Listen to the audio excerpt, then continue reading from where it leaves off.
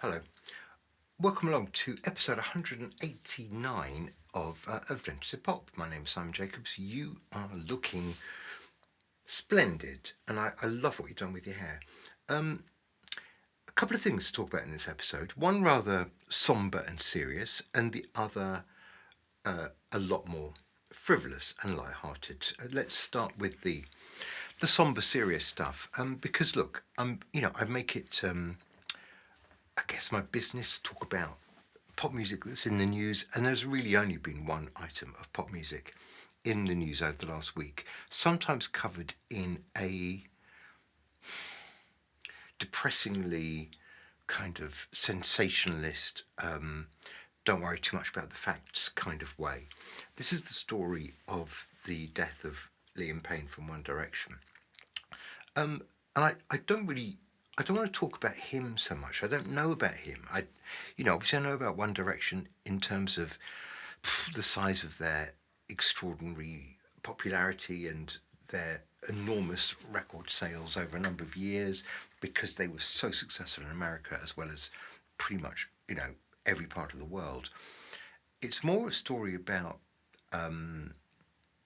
who is responsible for looking after people when they become famous beyond their wildest dreams, beyond their wildest imagination, to a point where if there's any vulnerability in their kind of character makeup, it's just dangerous. And if there's nobody there to kind of look after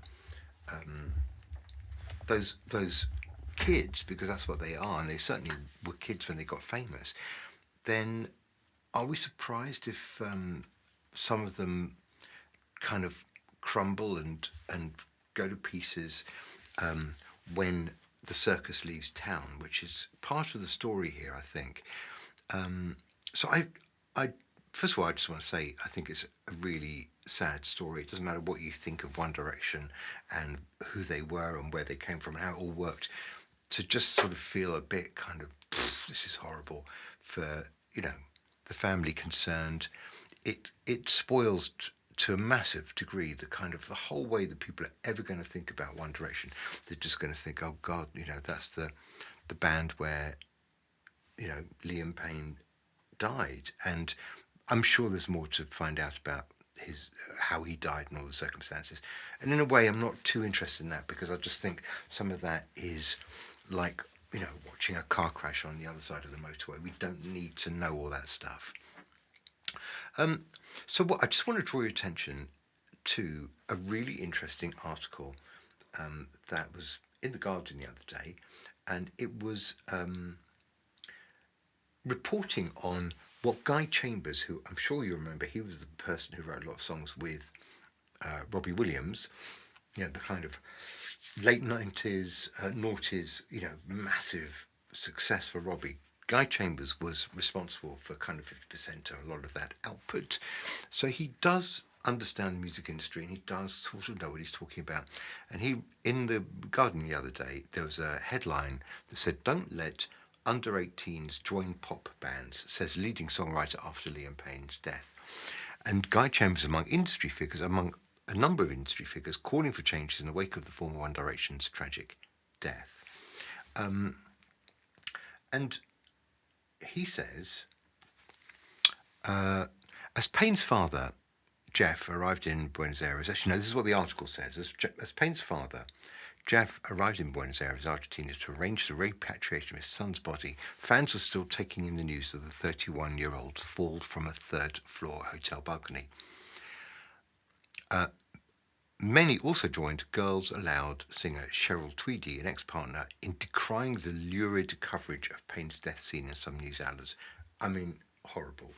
Stop it already. Guy Chambers had this to say.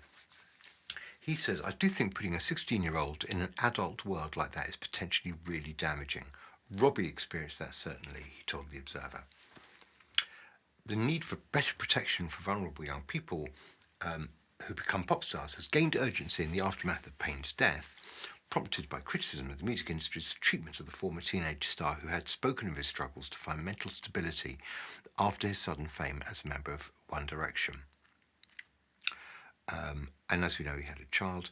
Louis Theroux also said he spoke of the perils of getting everything you dreamed of and finding out that it's not what you imagined. That's a really interesting phrase, isn't it? At the age of 17, 18, you get everything you ever dreamed of, and you find out that it's not really maybe what you wanted. I mean, it's a disaster, isn't it? So Theroux has got a new series talking about boy bands. That's going to be extremely interesting in the light of what we now know. So I guess my thought about this is this.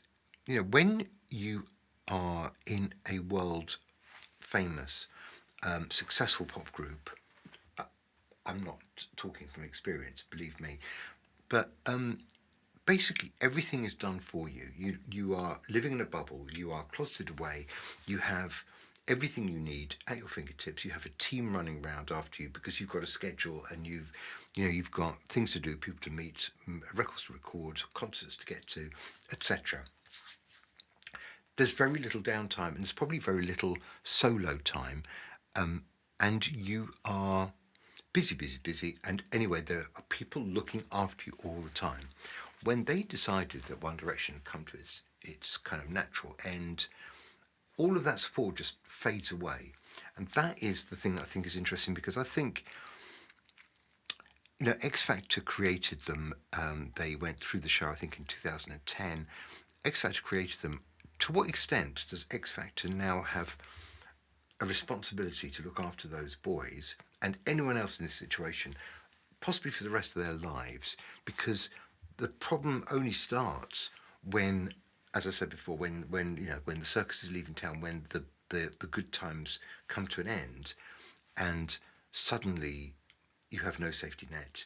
You've got your friends and family, but you might have grown quite distant from them in that bubble of extraordinary experiences of fame, of fortune, and everything you ever wanted, coming to you at the age of 17. I mean, it's too much. And if you're slightly vulnerable in the first place, it does not surprise me that things come undone. And I think that moment of real stress when the party's over is the time when actually somebody, those X Factor people, they should be safeguarding him for years and years and years to come, particularly if he's already actually been saying, I'm not handling this very well. Okay, that's all I want to say, but it seems to be a real problem. On a much lighter note, I want to introduce a special guest. Stand by.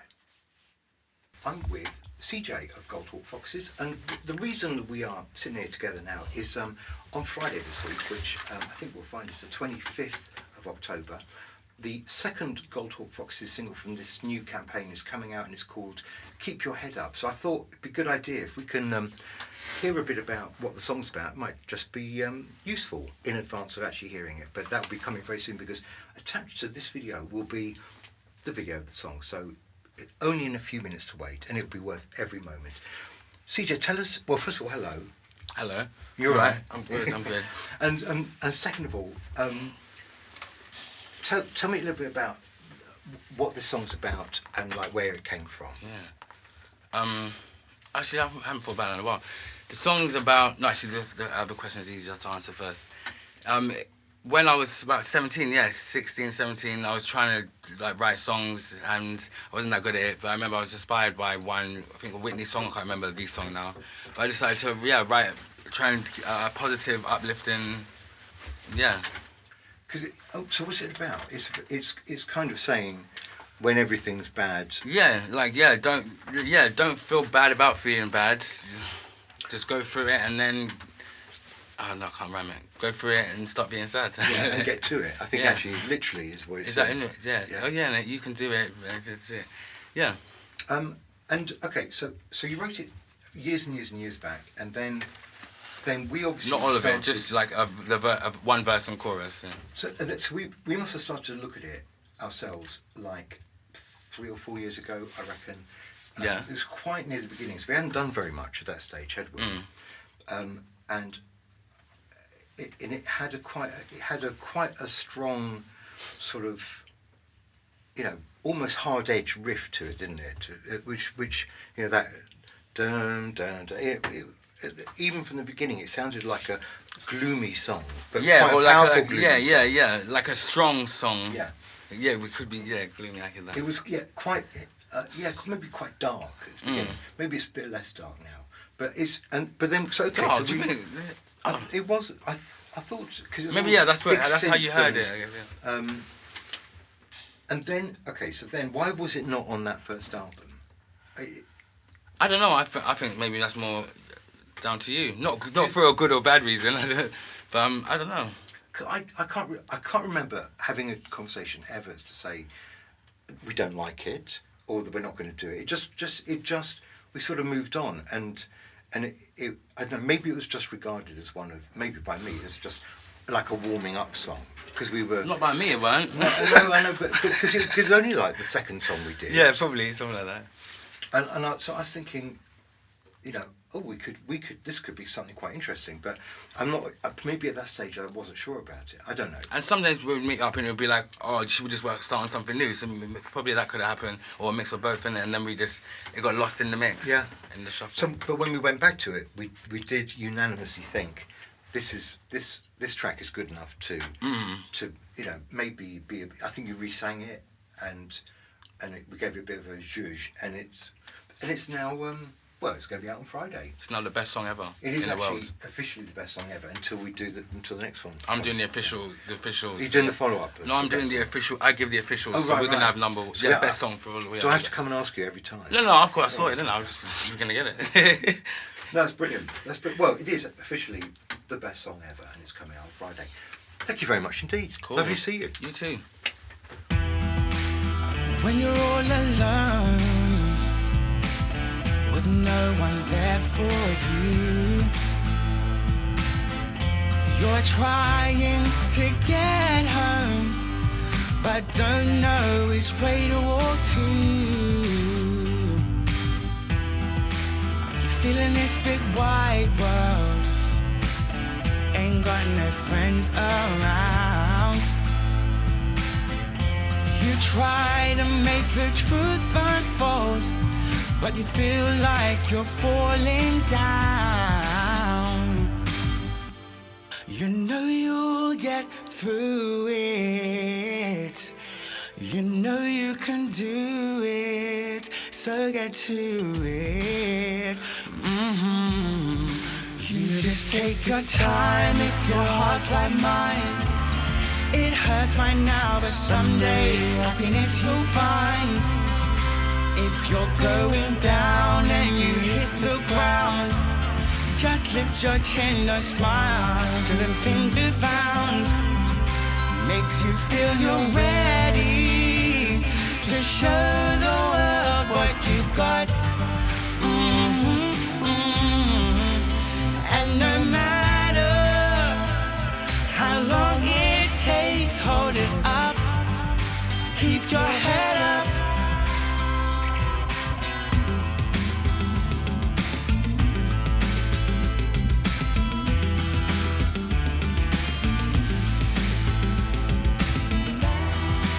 Listening to the hearsay is only gonna drag you down.